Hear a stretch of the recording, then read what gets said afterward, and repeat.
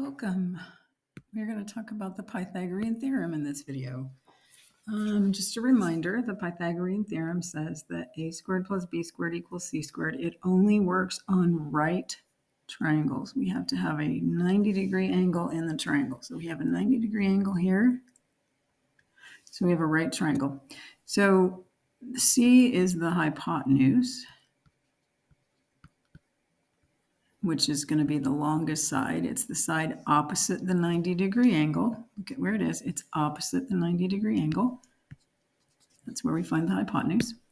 And then the legs are A and B, and they're pretty much interchangeable. We do call them the legs. I didn't make that up. Legs A and B.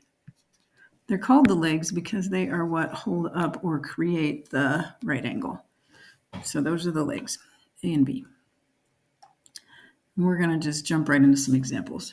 So notice what we have here is we have the hypotenuse. I'm going to start abbreviating HYP for hypotenuse. So my legs are 3 and 4. So hypotenuse squared equals leg squared plus leg squared. We do a little math on that. 9 plus 16 is 25. So x equals the square root of 25.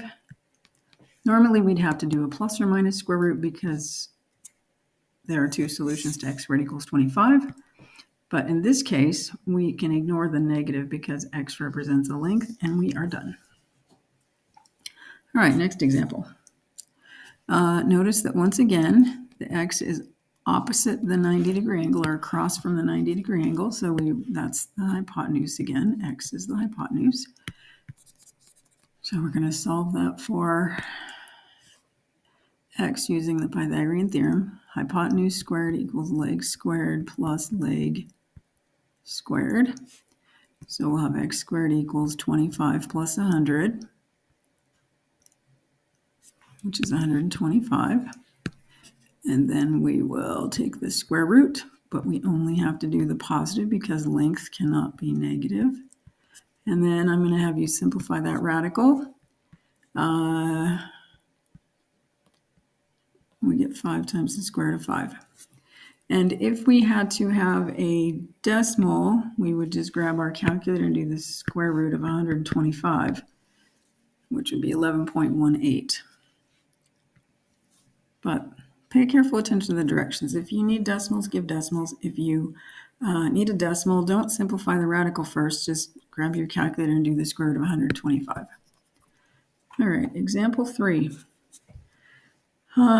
Notice that this is the hypotenuse over here. The long side, the side that's opposite the 90-degree angle. There's our hypotenuse. So that's the C, right? That's the C. So this is the C, the hypotenuse. So we're going to do leg squared plus leg squared equals hypotenuse squared. So we'll have x squared equals 20 squared minus 12 squared.